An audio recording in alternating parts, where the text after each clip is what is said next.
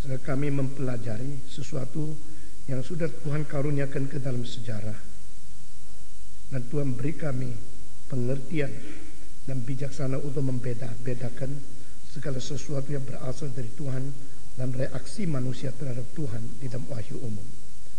Dalam nama Tuhan Yesus kami berdoa. Amin.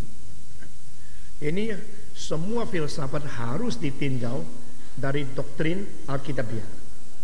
Dan sebagai gerakan reform dan pendiri, saya mempunyai standpoint atau pendirian, yaitu kita mengkritik dan membeda-bedakan, memberikan judgment, memberikan penghakiman terhadap semua penemuan filsafat dan semua achievement, keunggulan daripada kebudayaan berdasarkan teologi reform. Kalau dikritik dari Alkitab, mengapa tidak cukup? Mengapa harus dikritik dari teologi reform? Karena semua teologi hanya teologi reform yang mempunyai pengertian yang disebut mandat kultural. Mandat kultural secara dilaksanakan oleh semua gereja tidak sadar, tapi secara gereja reform dilaksanakan sebagai sesuatu tugas khusus. Tugas khusus yang dengan pengertian yang mendalam berdasarkan prinsip-prinsip Alkitab yang tidak bisa ditawarkan. Itu sebab teologi reform mempunyai signifikansi yang tidak ada pada teologi lain. Yang disebut mandat kultural itu adalah secondary, tetapi tidak berarti tidak penting. Yaitu gereja selain mengabarkan Injil sebagai tugas kita, mandat yang penting menyebarkan firman, gereja juga harus menjadi terang untuk menerangi akan dunia. Maksudnya adalah Injil itu adalah terang supranatural, tetapi selain itu masih ada terang natural. Terang natural itu tidak cukup, maka terang supranatural datang. Terang supranatural itu datang tidak berarti terang natural tidak ada nilainya. Di dalam Westminster Confession dikatakan the natural light is inadequate. Cahaya natural tidak cukup. Manusia hidup hanya mempunyai nilai, sistem nilai, pengertian nilai melalui kebudayaan tidak cukup. Maka manusia memerlukan sistem nilai yang lebih tinggi daripada sistem nilai hasil pikiran dan kebudayaan manusia. Itu namanya adalah supernatural light. Cahaya dari Tuhan sendiri, firman dari Tuhan sendiri, kebenaran yang keluar dari mulut Tuhan sendiri. Itu lebih tinggi daripada kebenaran-kebenaran yang ditemukan oleh manusia sebagai makhluk yang diberi kapasitas bisa mengerti kebenaran. Nah, maka kita melihat ada tingkatan yang berbeda antara kebudayaan sebagai hasil daripada penemuan manusia yang dicipta sebagai makhluk berkultural dan makhluk berreligius. We are created to be a religious being and a culture being. Nah, ini kedua hal ini merupakan unsur yang paling penting menjadikan manusia disebut sebagai manusia. Man is called man because we are given the religiosity and cultural capability. Manusia diberikan Tuhan, diciptakan dengan kemungkinan mempunyai sifat agama dan mempunyai sifat kebudayaan. Jikalau tidak mempunyai kebudayaan, maka sistem nilai hidup di dalam dunia ini tidak ada patokan. Jikalau tidak ada sifat agama, sistem nilai kerohanian dan untuk hidup kekal tidak ada patokan. Jadi melalui adanya sesuatu sifat agama, manusia membentuk satu nilai, sistem nilai yang mengatur hidup kita sesuai dengan kebutuhan kita di dalam kelakuan yang bertanggung jawab kepada hari depan di dalam kekekalan. Itu adalah sistem nilai yang intern.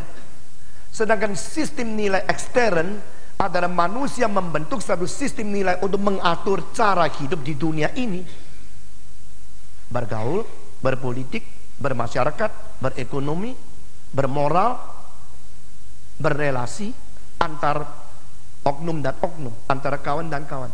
Nah, ini sistem nilai yang menjadi patokan di mana kita hidup untuk dunia ini disebut sistem nilai kultural. Sistem nilai untuk hidup ini bersangkut paut dengan dunia akan datang. Itu namanya sistem nilai agama. Sehingga agama sama kebudayaan sama tidak? Tidak. Agama sama kebudayaan beda di mana? Agama sama kebudayaan ada samanya. Kalau ada samanya, samanya di mana? Coba memikirkan beberapa pertanyaan ini di dalam 1 menit. Kalau perlu kong kali kong dengan sebelahmu. Agama sama budaya sama tidak? Agama sama budaya ada kemungkinan mempunyai bidang yang sama tidak? Kalau tidak sama, di mana? Kalau sama, di mana? Ayo sekarang mulai ngomong, bicara sedikit. Agama sama budaya sama enggak? Beda enggak? Sama di mana? Beda di mana? Ayo coba ngomong. Loh, kok ketawa-ketawa lihat saya? Ngomong sama sebelahmu dong. Yuk, jangan pikirnya cuma setiap hari dolar berapa, saham berapa. Coba mikir yang beginian.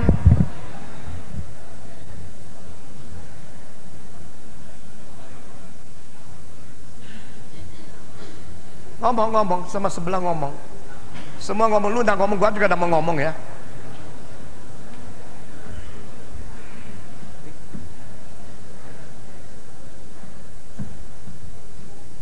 Lain kali disediakan sebelumnya. Sama nggak? Agama sama kebudayaan sama nggak? Hah? Budaya horizontal, agama vertikal. Wah, singkat sekali ya.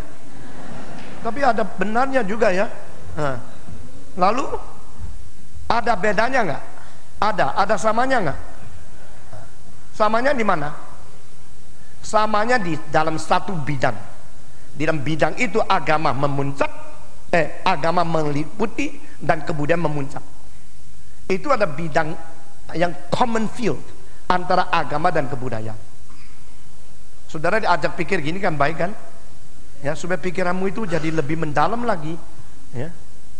Dan kalau sudah mengerti semua ini, tidak usah takut yuk ke negeri apapun. Cuma perlu interpretator aja. Dalam kebudayaan, manusia memikirkan bagaimanakah hidup dengan lebih baik, lebih bermutu, lebih bertanggung jawab, lebih mempunyai pengaruh. Maka kebudayaan itu adalah cara mengatur hidup. Dan di dalam cara mengatur hidup ini, mau tidak mau harus membicarakan tentang nilai moral. Betul nggak?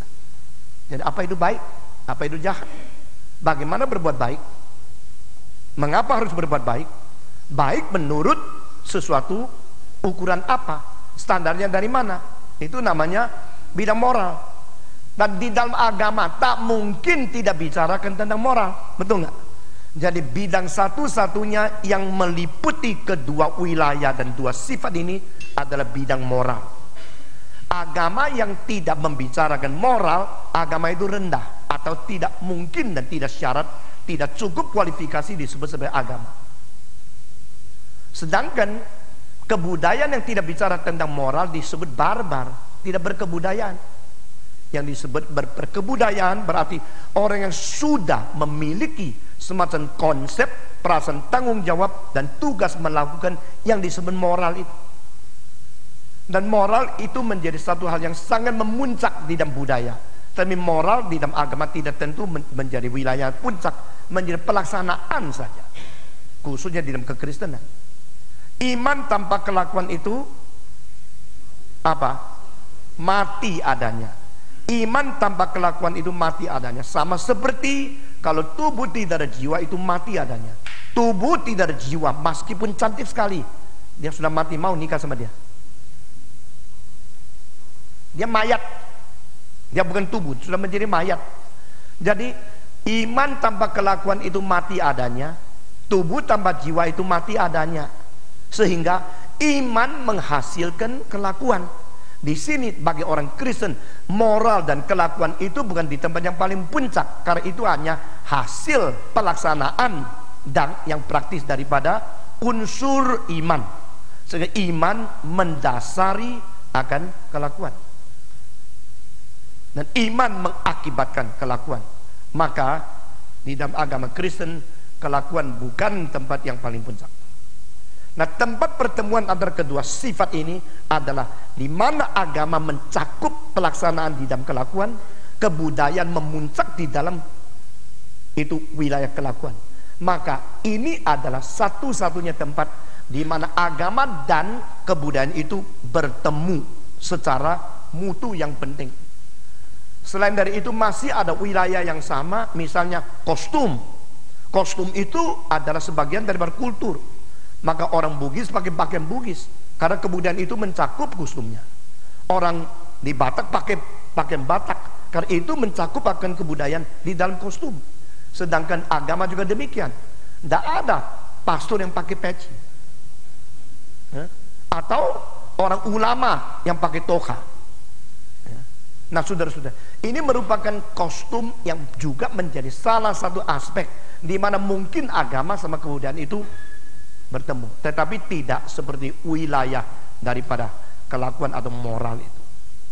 Nah, saudara-saudara, nah sekarang kita mau melihat apakah bedanya kebudayaan timur dan kebudayaan barat, dan apakah pembentukan kebudayaan barat di dalam unsur-unsur yang berbeda. Nah, pertama kita melihat agama-agama yang mengaku ada wahyu dari Tuhan Allah itu tidak ada di Asia. Dengar ya. Dan kalau saya tanya atau ujian, apakah kelemahan daripada semua filsafat Asia? Ya mesti mengetahui. Semua agama yang mengaku ada wahyu dari Tuhan Allah itu tidak ditemukan di Asia Timur, hanya di Asia Barat. Jadi Asia Timur menghasilkan yang disebut Konfusianisme, yang disebut Taoisme, yang disebut Sintoisme, yang disebut akan itu ritual dan itu kepercayaan superstisius di tengah-tengah rakyat-rakyat, Minjian Zhongjiao, agama daripada rakyat yang grassroots, atau agama-agama yang disebut sebagai agama Buddhisme, agama Hinduisme. Ini semua adalah agama yang paling penting di Asia Timur, dan semua agama di Asia Timur ini tidak berani mengklaim mereka mendapatkan wahyu dari Allah. Kongfucu tidak berani mengatakan, Lao Tzu tidak berani. Dan lalu kita melihat akan juga dari Hinduisme, tidak ada yang mengaku Allah berbicara kepadaku, thus spoke the Lord. Tidak ada itu. Jadi, tidak ada agama di Asia Timur yang berani mengaku mengklaim mereka mendapatkan wahyu dari Tuhan Allah. Tidak ada. Nah, ini menjadi satu ciri khas umum, ciri khas universal. Agama di Timur, di Asia, tidak pernah ada yang klaim mendapatkan wahyu dari Tuhan Allah. Tetapi apakah agama di Timur mempunyai konsep Tuhan Allah? Punya, jelas punya. Dan agama Timur yang mempunyai konsep Allah termasuk Konfusianisme yang sangat sekular. Tapi Konfusianisme mengaku kalau ada Allah. Allah itu bagaimana? Nanti dulu, itu konsep lain. Lalu bagaimana dengan agama Taoisme? Dia tidak langsung mengaku adalah ada surga, ada Tao, atau ada sesuatu prinsip jalan atau sesuatu kebenaran. Bagaimana dengan Buddhisme? Buddhisme tidak mengaku ada Allah. Mau catat-catat. Buddhisme tidak mengajarkan tentang Allah. Buddhisme cuma mengaku ada sifat Buddha di dalam setiap jiwa manusia. Setiap orang memiliki Buddha, memiliki sifat Buddha, tetapi yang sekarang terpendam, yang belum berkembang, yang belum jadi, sehingga engkau sekarang masih ada manusia yang penuh dengan nafsu dan daging. Engkau harus membersihkan diri, akhirnya menjadi Buddha. Jadi sasaran dari agama tidak tentu kepada Tuhan Allah. Kalau engkau mengatakan semua agama percaya kepada Allah, omong kosong. Karena Buddhisme adalah agama ateis. Buddhisme tidak percaya ada Allah. Dan di dalam Buddhisme yang paling penting itu wilayah nirwana. Nirwana itu apa artinya? Tempat yang tenang, sepi, suci, maka pergi nyepi. Suci, tenang, suci, di mana semua nafsu sudah berhenti bergerak. Tidak ada lagi ada nafsu, tidak ada lagi emosi yang meluap, tidak ada lagi keinginan, tidak ada lagi sesuatu perjuangan yang mendapatkan sesuatu. No more desire, no more lust, no more boiling emotion. Di situ semua daripada nafsu, semua daripada kemauan berhenti. Jadi tenang, diam, damai, dan sudah menjadi statis. Tidak ada lagi pergolakan nafsu, keinginan, dan will. Tidak ada, no function of will. Di situ engkau baru mendapatkan sesuatu ketenangan yang sempurna dan satu kesejahteraan yang mutlak, karena tidak lagi diganggu oleh nafsu. Itu namanya tempatnya nirwana. Dan di situ engkau sudah menjadi Buddha. Jadi setiap orang mempunyai sifat Buddha. Sedangkan Hinduisme mempunyai Allah kebanyakan, Buddhisme mempunyai Allah kekurangan. Berapakah Allah di Hinduisme? Lebih dari 300 juta. Jadi semua itu Allah, termasuk kutu busuk. Itu adalah sifat Allahnya. Itu dewa-dewa Allah seluruh alam semesta. Itu beratus-ratus juta. Yang paling tinggi itu 3. Siapa itu? Brahma, Wisnu, sama Shiva. Brahma adalah kreator, pencipta. Wisnu adalah protektor, yaitu pelindung. Lalu Shiva itu adalah destroyer, perusak. Yang mencipta, yang memaintain, lalu yang merusak. Creator, protector, dan destroyer. Di antara 3 ini, dewa semua yang tertinggi 3 ini, di antara 3 ini yang tertinggi yang mana? Shiva, destroyer. Jadi manusia bukan menyembah kepada pencipta, tetapi ketakutan sehingga berbakti yang paling terakhir tingginya adalah kepada Shiva. Itu Hinduisme. Sehingga kita lihat kalau semua agama sama percaya kepada Allah, tidak. Yang disebut Allah itu masing-masing berbeda pendapat, berbeda definisi. Nah, saudara-saudara, di dalam Sintoisme, di dalam Zen Buddhisme, itu semua mempunyai cara pengajaran yang berbeda-beda. Nah, itulah sebab Asia Timur, Asia yang dekat timur ini, tidak pernah ada agama yang mengaku diwahyukan oleh Allah.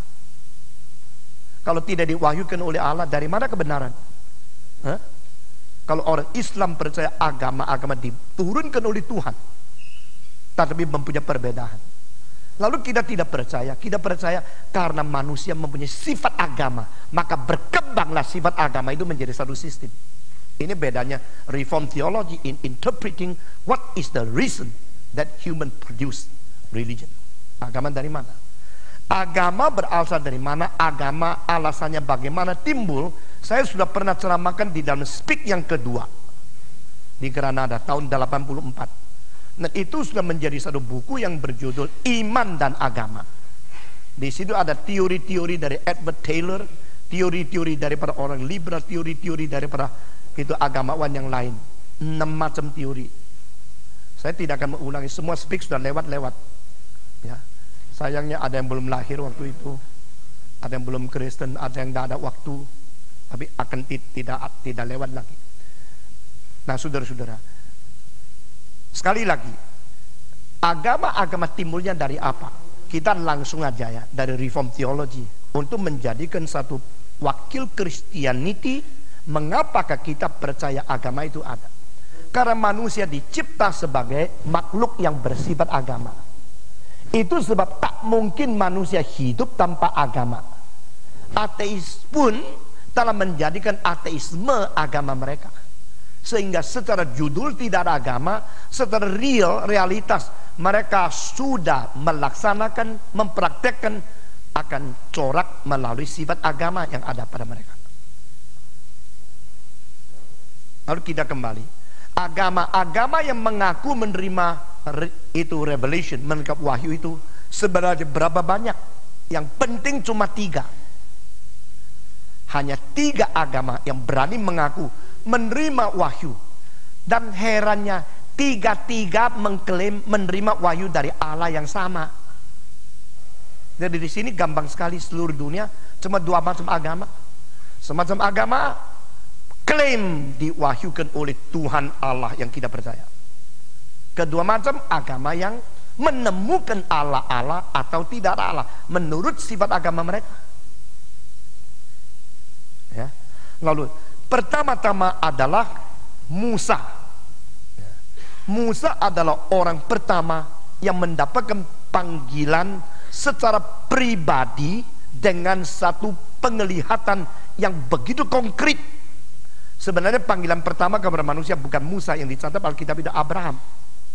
Allah memanggil Abraham, keluar dari tempatmu, dari bangsamu, dari keluargamu, pergi ke tempat yang akan kuberikan kepadamu. Itu panggilan pertama secara pribadi, tetapi tidak dicatat melalui sesuatu gejala, sesuatu mujizat yang bisa dilihat secara konkret. Dan di situ dicatat yang panggil Tuhan, yang mendengar panggilan itu Musa. Lalu ada sesuatu dialog antara mereka, dicatat itu. Pergilah ke Mesir, masuklah ke istana, beritahu kepada Firaun, biarkan umatku keluar dari tanah Mesir, jangan lagi menindak mereka, menganiaya mereka sebagai budak, karena aku sudah mendengar tangisan mereka, dan aku mengingat janjiku dengan nenek moyang mereka, Abraham, Ishak, dan Yakub. Lalu Musa mengatakan, aku tidak berfasih. Padahal dia fasih kan? Aku tidak bisa. Lalu Tuhan mengatakan, kalau begini ya sudah, orang lain gantimu. Tidak ada kompromi. Kalau Tuhan bertindak, itu otoritas. Kalau Tuhan bertindak, itu teokrasi. Kalau Tuhan bertindak, harus dijalankan. Maka Tuhan berkata kepada Musa, kalau engkau berani katakan engkau tidak fasih, coba jawab saya, siapa yang bikin mulutmu? Siapa yang menciptakan lidahmu? Tidak bisa jawab kan? Sekarang aku utus Harun untuk mewakili engkau, menjadi spokesman you, dan mendampingi engkau pergi. Kehendak Tuhan harus dijalankan. Pergi mana? Pergi ke Mesir, pergi ke istana, pergi ke Firaun untuk melaksanakan rencana Tuhan. Keluar orang Israel, keluar dari Mesir. Nah, ini pertama kali ada dialog di dalam panggilan. Nah, inilah sebabnya Musa itu penting, karena Musa lah yang telah menulis kitab suci 5 jilid yang paling depan, yang disebut Pentateuch, yaitu dari Kejadian, Keluaran, lalu Leviticus, lalu Imamat Lewi, lalu Bilangan dan Ulangan, Deuteronomi. Ini 5 buku menjadi dasar agama Yahudi, menjadi dasar iman kepercayaan orang Ibrani, menjadi dasar seluruh kitab suci dari satu orang. Jadi Musa itu mempunyai signifikansi yang penting luar biasa, tak boleh kita abaikan. Kan dia adalah orang pertama yang di dalam panggilan Tuhan mendapatkan wahyu, dan dia berdialog dengan Tuhan, dan di situ Allah pertama kali memperkenalkan diri secara pribadi. Siapa dia? Ini tidak pernah terjadi pada agama-agama, dan di agama-agama lain tidak ada itu. Tanya jawab yang saya selalu lakukan itu mulai daripada pasal 3, yaitu Musa berani tanya, Tuhan langsung jawab. Maka pelayanan tanya jawab itu sangat alkitabiah, karena di dalam Alkitab Perjanjian Lama ada tanya jawab, di Perjanjian Baru ada tanya jawab. Dan tanya jawab itu ada begitu tuntas, begitu jitu, langsung to the point. Siapakah namamu? Allah. Engkau mengutus aku pergi. Kalau orang tanya, Allah yang mana yang mengutus engkau ke sini? Karena zaman itu orang Israel berada di Mesir, dan di Mesir itu ilahnya banyak sekali. Lalu yang mengutus engkau datang, kirim engkau datang ke sini, wahyu kepada engkau, panggil engkau, itu Allah mana? Allah menjawab, aku adalah yang kekal sampai kekal. I am who I am. Nah, inilah yang tidak ada pada semua agama, saudara-saudara. I am who I am. Ini adalah ciri khas dari iman Kristiani yang berasal daripada Perjanjian Lama. I am who I am. Apakah signifikansinya? Nah, semua dewa yang diajarkan oleh pendeta-pendeta mereka adalah seorang dia. Dia berkata, dia adalah Allah. Allah kita adalah ini. Sampai pada pasal ketiga, ayat ke-14 dan 15. Tuhan Allah berkata, I am who I am. Di sini bukan seorang ulama yang bicara tentang seorang oknum yang ketiga, tapi adalah seorang oknum pertama memproklamasikan diri itu ada. Dan dia bukan I was, I will be, tapi apa? I am. I am who I am berarti everlasting, yang dari kekal sampai kekal berada pada diri yang sendiri tidak mungkin tergeser oleh proses waktu. Dia adalah yang I am itu, the presence, ever presence of the existence in it himself. Persih, P-E-R-C-S-E, ini dalam bahasa Latin berarti dia dirinya. Dia adalah dirinya yang ada. Kita berada karena kita mempunyai satu dasar yang berada, sehingga kita berada pada dasar itu. Dan di sini Paulus memperkembangkan konsep itu di dalam Kisah Para Rasul pasal 17, bahwa keberadaan kita, gerak-gerik kita, hidup kita, semua tergantung pada dia. Jadi saya berada karena apa? Karena dia ada. Maka keberadaan saya berdasarkan keberadaan dia. Saya hidup, kenapa? Karena hidup saya bergantung kepada hidup dia. Jadi dia itu sumber yang ada. Makanya Paul Tillich mengatakan, God is not the being, God is the ground of all beings. Kita tidak tentu harus setuju akan teologi dari Paul Tillich, tetapi kita harus mengetahui dia get some point. Dia menemukan satu butir yang penting, yang berada ini semua tergantung keberadaan satu yang menopang, yang menjadi sumber, yang menjadikan semua itu bisa di-maintain. Keberadaan itu ada keberadaan, bukan satu objek pembicaraan, satu subjek wahyu. Ngerti bedanya ini? Objek pembicaraan pada kita yang ngomong, dia yang di ngomongin. Subjek wahyu berarti dia yang berkata, kita mendengar wahyunya. I am who I am, and I sent you. The one who is I am sent you to Pharaoh, to the palace of Egypt. Yang berada pada diri. Tidak ada orang berada pada diri. Engkau berada karena mama sama papamu nikah baru engkau ada, betul nggak? Jadi engkau berada berdasarkan papa mamamu. Papamu berada karena papa mamanya. Papanya papa berada karena papanya. Papa mama berada karena papa mamanya. Terus sampai akhirnya Adam berada karena dicipta oleh Tuhan. Dengan demikian yang sendiri berada pada diri itu namanya I am. That is the ground of all beings, is the source of all creatures, is the beginning of everything exists. Allah berada pada diri, dan keberadaan dia berdasarkan diri, dan di luar diri tidak ada sumber ada, dan dia itu adalah adanya sendiri. Maka di dalam pikiran saya memakai satu istilah yang tidak ada di buku, the subjectivity of truth in person himself. Subjektivitas dari kebenaran yang ada pada diri dia sendiri, yang berpribadi. Pribadi Allah yang sendirinya adalah kebenaran, dan ini adalah satu subjektivitas, karena di dalam diri dia semua menjadi objek, tidak ada menjadi subjek. Kalau kita berani mengatakan diri kita subjek adalah karena kita pernah dicipta menurut peta dan teladan dia, maka berani mengatakan saya. Istilah saya itu, kesadaran saya ada, itu adalah karena saya dicipta oleh dia yang mempunyai saya yang asli. I am who I am. Nah, kalau I am who I am itu sudah menyatakan diri dan berkata kepada manusia I am, maka orang mengetahui ada satu sumber keberadaan yang boleh memberikan perkenalan diri kepada kita, baru kita mendapatkan kebenaran. So the truth we know is being revealed by him. Dia mengwahyukan diri, mengwahyukan kebenaran. Nah, inilah yang menjadi ciri khas perbedaan kualitatif antara iman dari Alkitab dengan semua kitab yang bukan wahyu Tuhan Allah. Mengapa engkau menjadi orang Kristen? Engkau Tionghoa, engkau boleh cari Konfusianisme, cukup bagus. Banyak pengajaran Konfusius bagus, banyak pengajaran Mencius bagus, dan saya membaca, saya rasa bagus sekali. Tapi bagusnya itu sama bagusnya orang Kristen punya iman, itu bedanya apa? Nah, saudara-saudara, ada nggak orang Kristen yang karu-karuan hidupnya, orang Konfusianis hidupnya yang lebih baik? Ada nggak? Banyak. Jadi ngaku ya banyak orang Kristen bobroan ya. Lalu kenapa jadi orang Kristen? Ya karena bisa masuk surga. Kalau itu tidak tentu begitu. Kalau begini, you jadi Kristen karena egoisme. Itu yang dilawan oleh banyak agama. Maka banyak agama menghina Kristen karena banyak Kristen yang tidak beres. Tetapi Kristen yang beres harus bisa memisahkan kualitatif perbedaan dari agama dengan firman Tuhan itu apa.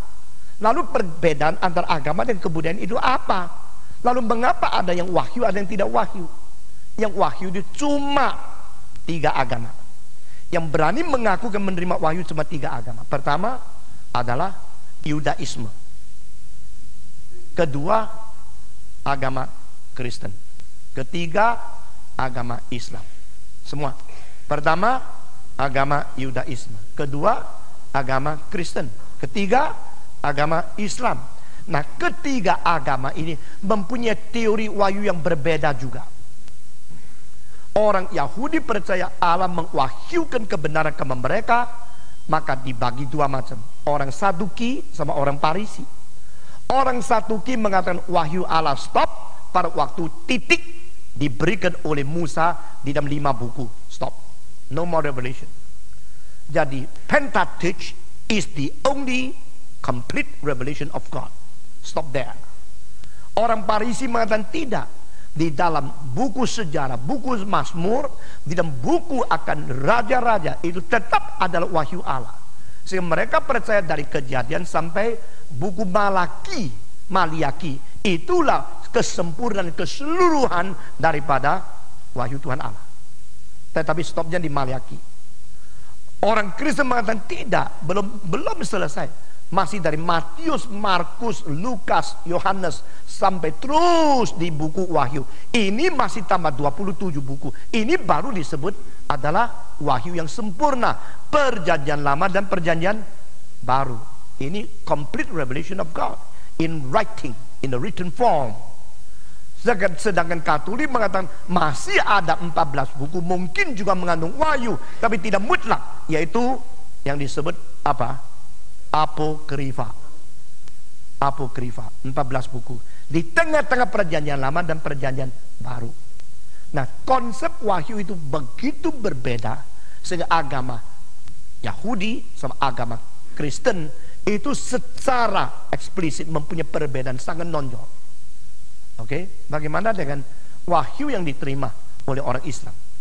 Orang Islam menganggap Allah memberikan wahyu seluruhnya 104 macam.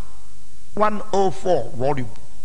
104 wahyu yang diberikan oleh Allah itu akhirnya hilang 100, sisa 4. 104 dipotong 100 kan sisa 4, betul dong? Yang hilang itu apa? Hilang kok ditanya, ya hilang.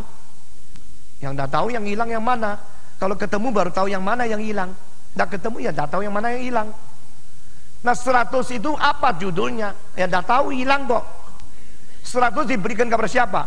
Menurut orang Islam, 100 yang diwahyukan Tuhan kepada manusia itu 50 diberikan kepada satu orang. Siapa namanya? Adam. Jadi Adam mendapat 50 kitab karena dia umat manusia yang pertama, dia orang pertama dari umat manusia, dan dia menerima 50 paling banyak diberikan kepada Adam. Akhirnya hilang semua. Lalu 50 yang lain dikasih kepada siapa? Kepada Said, kepada Enok, kepada Noah, kepada Abraham. Nah, orang-orang ini seluruhnya mendapat 100 jilid wahyu Allah, tapi semuanya hilang. Semuanya hilang. Di dalam sejarah sisa 4. 4 itu di dalam bahasa Arab pertama Torah, yaitu yang kita sebut sebagai Taurat, diberikan kepada siapa? Musa. Kedua, Sabur, yaitu Mazmur, diberikan kepada siapa? Kepada Daud. Ketiga, Injil, yaitu Gospel, diberikan kepada siapa? Isa, Nabi Isa. Keempat, Quran, itu adalah Al-Quran yang diberikan kepada siapa? Kepada Muhammad. Dari dalam sejarah manusia, wahyu Allah yang masih ada itu cuma 4, yaitu Taurat, Mazmur, Injil, dan Quran. Semua Dan 4 ini, dengar ya, kalimat bawah ini penting, mempunyai nilai yang berbeda. Karena makin belakangan makin penting. Sehingga wahyu yang akhir paling besar. Itu sebab jadikan Islam Kristen paling sulit. Karena dia tidak pernah percaya kalau Injil lebih besar daripada Al-Quran. Jadi yang paling belakangan, paling besar, paling penting, yang paling belakangan itu mempunyai kuasa untuk menolak yang atas, atau mempunyai kuasa untuk mengurangi atau mengkoreksi atau mensinari, memberikan tafsiran kepada yang di sebelumnya. Itu adalah sebab agama Islam menganggap diri adalah agama yang terakhir dan terbesar, the greatest and the final religion in the human history. Dan sesuai itu tidak ada lagi. Maka kemutlakan semacam ini membuat orang Islam itu tidak gampang dialihkan dari iman kepercayaan mereka kepada sistem agama yang lain. Bukan saja demikian, mereka mengatakan yang disebut kitab-kitab sebelumnya bisa diandalkan sampai di mana kita tidak tahu. Karena tidak mempunyai naskah aslinya, sehingga sudah tidak mempunyai kemungkinan untuk mengecek palsunya dan sesungguhnya sampai di mana. Maka hanyalah satu-satu kitab yang bisa dipercaya 100% secara mutlak, yaitu Al-Quran. Kalau demikian, orang mereka merasa saya sudah mendapat yang final, yang terbesar, tertinggi, tersempurna, terbaik, dan tersejati. Buat apa saya mesti pindah lagi agama? Ngerti? Apalagi yang ia punya mungkin tidak asli, mungkin sudah mengalami perubahan. Karena kodeks-kodeks dari iman orang Kristen di dalam kitabnya itu banyak dan mempunyai perselisihan sedikit-sedikit. Tetapi dalam Al-Quran tidak. Bulan lalu saya membaca satu makalah seorang yang sangat cendekiawan di dalam Amerika. Dia adalah anggota Kristen, menulis surat mengatakan kitab suci orang Kristen tidak konsisten, yang paling konsisten itu Al-Quran. Dan profesor itu adalah regular attendant of the Sunday service in Christian church. Ya, cilaka sekali. Padahal kalau ada makalah seperti begini, langsung bikin orang tulis terkenal di dunia, khususnya dunia Arab dan dunia Islam.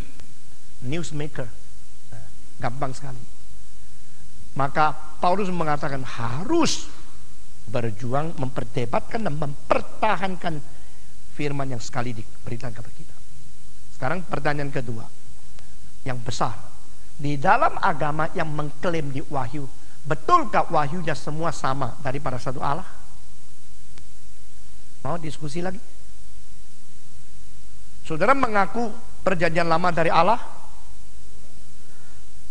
Engkau mengaku perjanjian baru dari Allah? Engkau mengaku Islam dari Allah? Al-Quran? Sukar ya menjawab ya.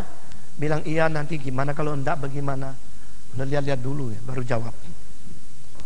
Saudara-saudara, kalau wahyu semua dari satu sumber, kita percaya tidak seharusnya mempunyai konflik antara satu dengan lain. Nah, hari ini saya tidak bicara tentang wahyu, saya cuma akan bedakan akan agama dan kebudayaan. Tapi ini satu prinsip yang saya sudah tanam kepadamu. Kalau berasal dari satu sumber, mestinya tidak bertentangan. Sedangkan antara wahyu dan wahyu sudah ditemukan banyak pertentangan. Maka harus didiskusi lebih lanjut lagi mengapa ada perbedaan itu. Oke. Kita tidak terima kalau semua yang berani klaim dari Allah berasal kita percaya pasti dari Allah. Terima kalimat ini. Mengapa ada orang mengatakan saya hamba Tuhan? Kita lihat kok tidak mirip. Maka Reform Theology mengatakan klaim dari Tuhan harus dicek oleh gereja. Sehingga dari dua pihak, secara subjektif engkau klaim saya dipanggil Tuhan, dari gereja secara objektif melihat betul nggak dia ada tanda panggilan Tuhan. Itu dipakai untuk semua agama. Nah, perbedaan antara wahyu yang diterima oleh orang Kristen dan wahyu yang diterima oleh Islam adalah di dalam agama Kristen ada satu prinsip Kesaksian tidak boleh tunggal. Dengar kalimat ini dengan baik ya. Kesaksian tidak boleh tunggal. Sehingga tidak menuduh, tidak bersaksi harus lebih dari satu baru sah. Itu sebab kitab suci orang Kristen diwahyukan kepada kira-kira 40 orang. Dari Musa pertama sampai Yohanes Rasul sebagai penulis yang terakhir. Di dalam 40 tahun ini, 40 orang ini, kita melihat mempunyai tema yang sama, yang konsisten dari permulaan sampai akhir, yaitu dosa manusia dan keselamatan di dalam Kristus. Semua dosa manusia dan keselamatan di dalam Kristus. Itu secara wahyu itu konsisten dari buku pertama sampai buku akhir. Sedangkan untuk membuktikan Kristus datang ke dalam dunia, Allah memakai 4 saksi: Matius, Markus, Lukas, dan Yohanes. Sedangkan agama yang mengatakan hanya satu saksi menerima seluruh wahyu di dalam satu, itu adalah agama Islam. Sehingga prinsip berbeda dengan kita. Jadi mengenai bentur atau tidak, mengenai saksinya berapa, ini semua ada prinsip-prinsip yang harus kita pelajari dan mengerti perbedaannya. Oke? Oh, sekarang saya selesaikan wahyu dan tidak wahyu. Nah, apakah signifikansi dan apakah ada kemungkinan yang disebut itu kebudayaan dan agama-agama yang tidak diwahyukan itu juga dari Tuhan? Di manakah tempatnya Konfusianisme? Di manakah tempatnya Asian philosophy? Di manakah tempatnya Far Asian religions di dalam kerangka pikiran kita tentang agama dan wahyu, kebudayaan dan sifat kemanusiaan? Kalau kita tidak jelas ini, kita akan membabi buta terima semuanya saja. Oh, ini juga baik, itu juga baik, sama-sama, hampir sama. Kalau hampir sama berarti sama. Hampir sama berarti sama enggak? Hampir sama. Karena hampir sama lalu dianggap sama, itu orang sama kita tidak sama. Saudara-saudara, saya tadi mengatakan 2 sifat. Sifat agama sama sifat kebudayaan. Sifat agama sama sifat kebudayaan, dua-dua adalah aspek-aspek yang mengandung yang disebut peta dan teladan Allah. Sekali lagi ya, religious nature and the cultural nature both are included in the so-called image and the likeness of God.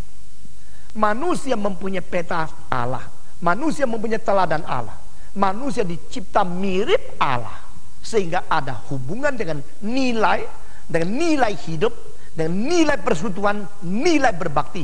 Ini semua disebut adalah peta teladan Allah di dalam 2 aspek. Sedang aspek-aspek itu masih banyak sekali.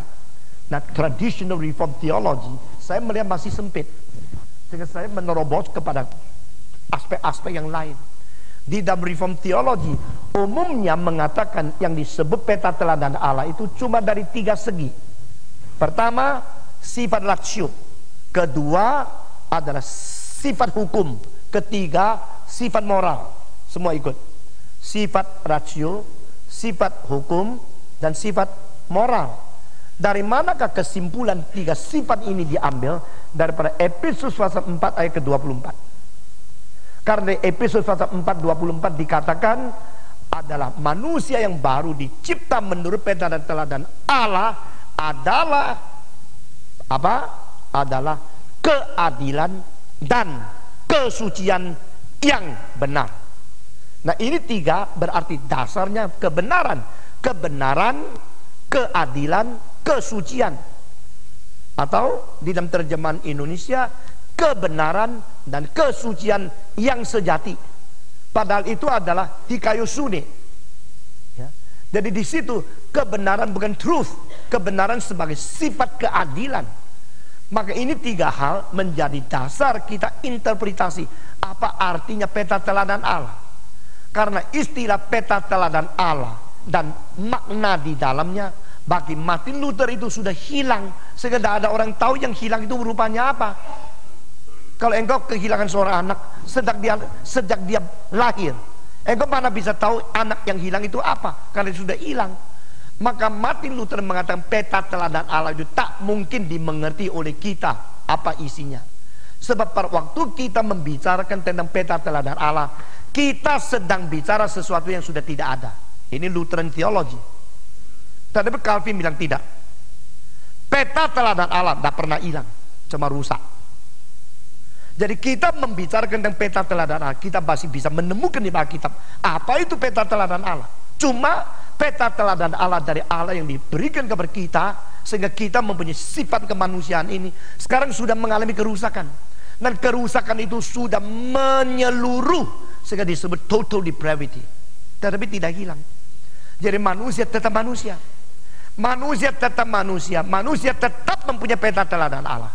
Tetapi manusia mempunyai peta teladan Allah yang sudah rusak, sudah kotor, sudah tidak beres, sudah tidak sempurna lagi. Di sini bedanya Reform theology dengan Lutheran theology.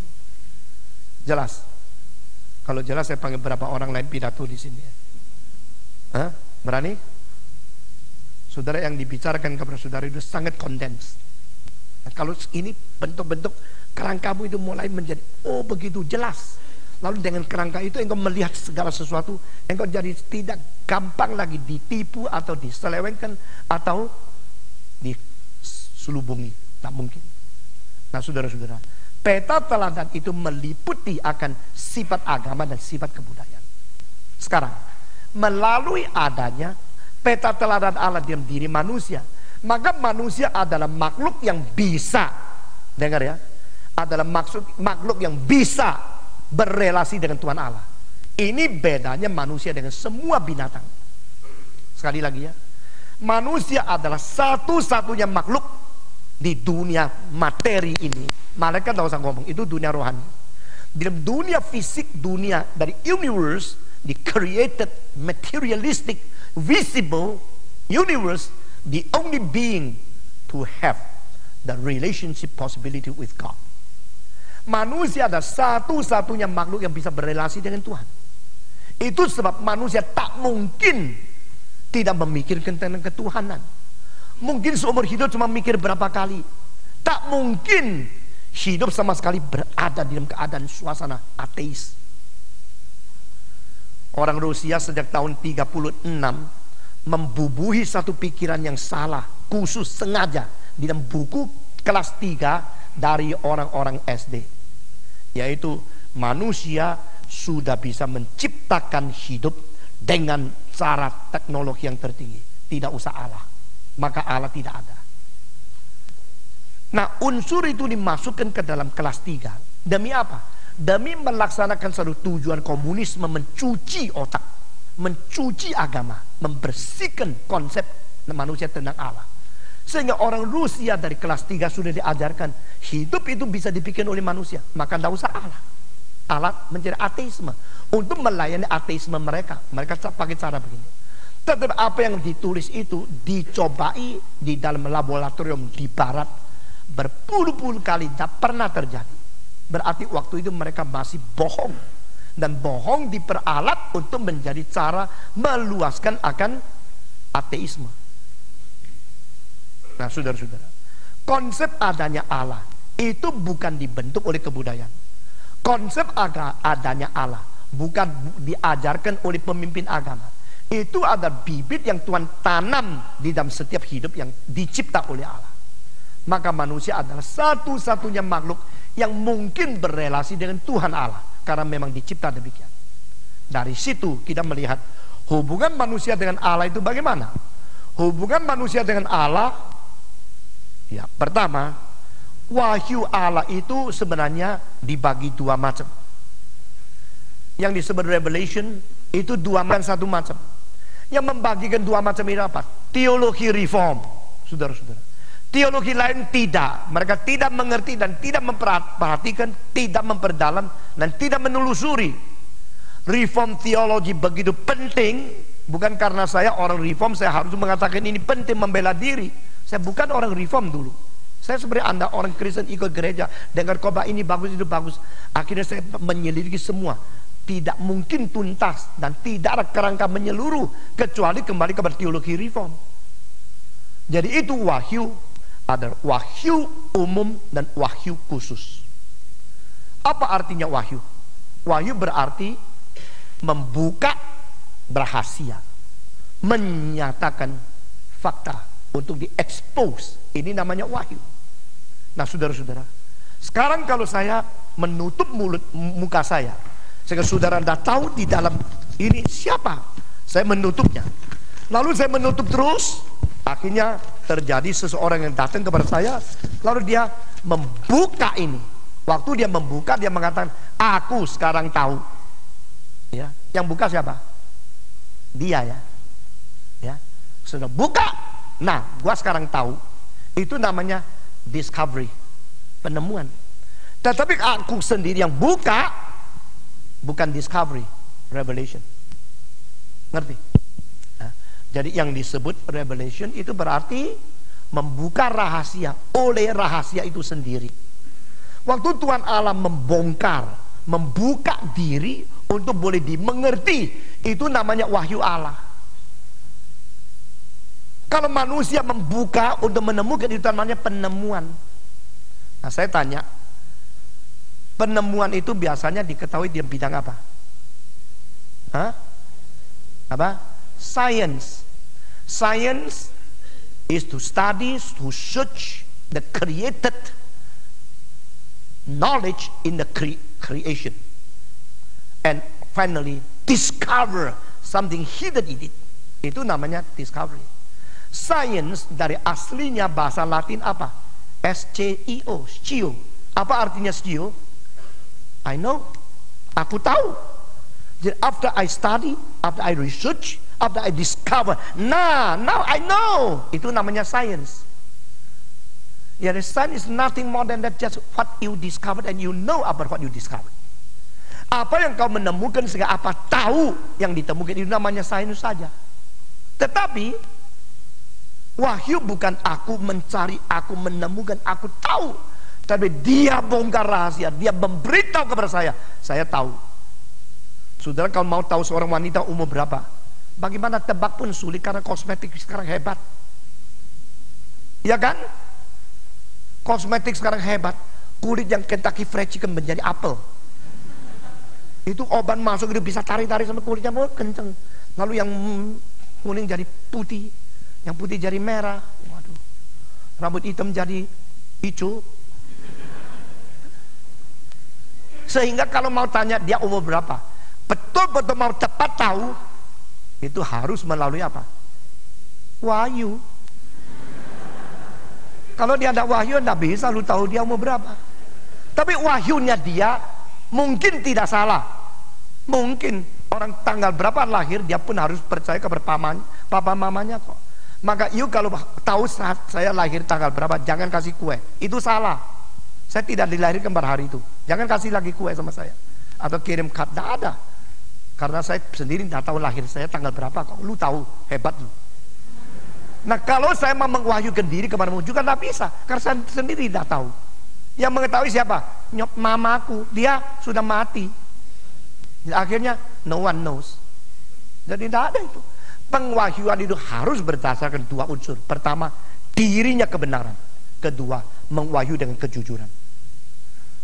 Kalau perempuan mengatakan saya umur 28, engkau harus percaya kalau dia jujur. Siapa tahu dia 48.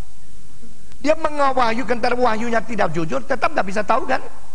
Jadi pertama dia harus sendiri mengetahui dengan benar, kecuali dia dirinya kebenaran. Kedua, kecuali dirinya kejujuran.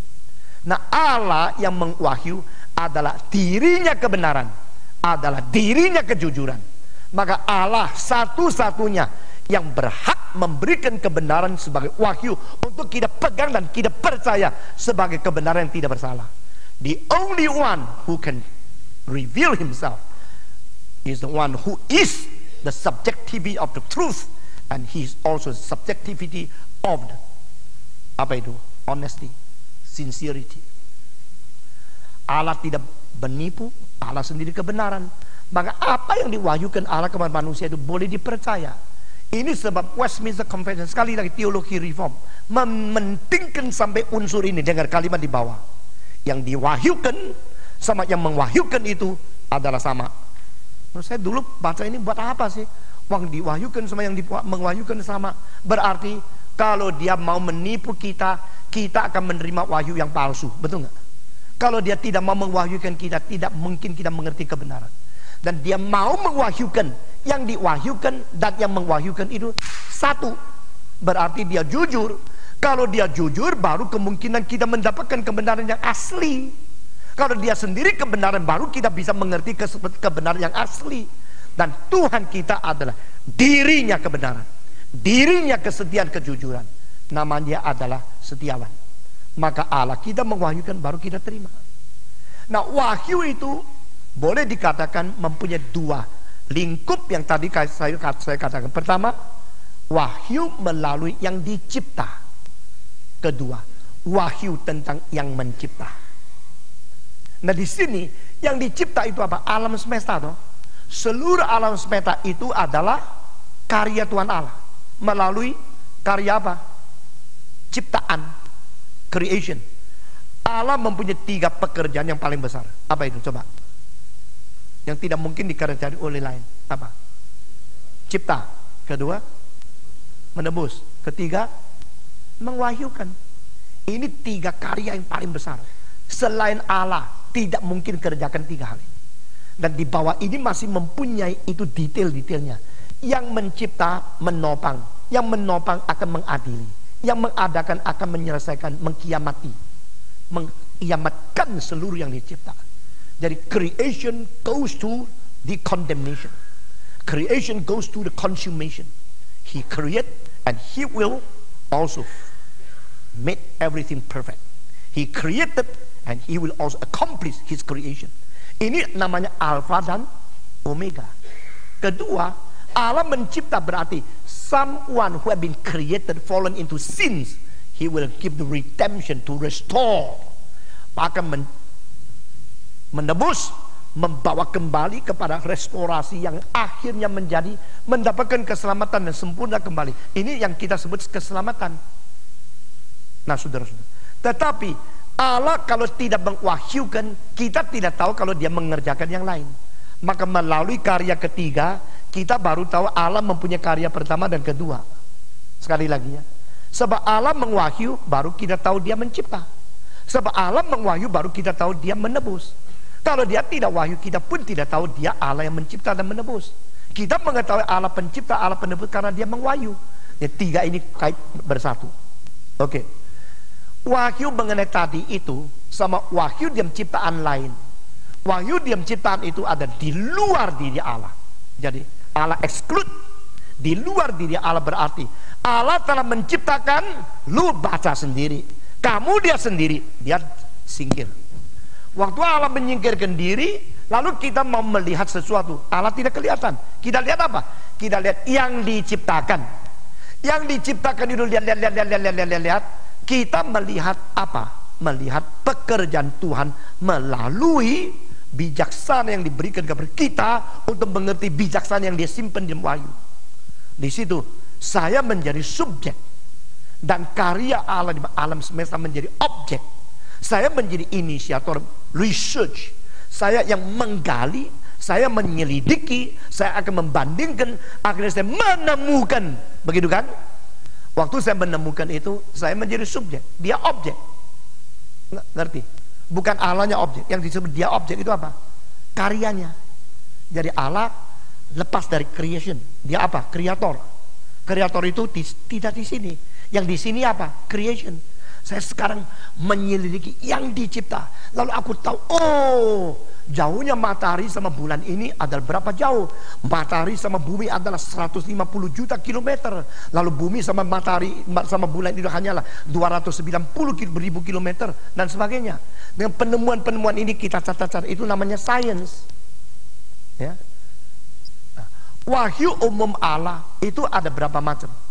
Di luar kita itu namanya created universe. Di dalam kita namanya adalah conscience.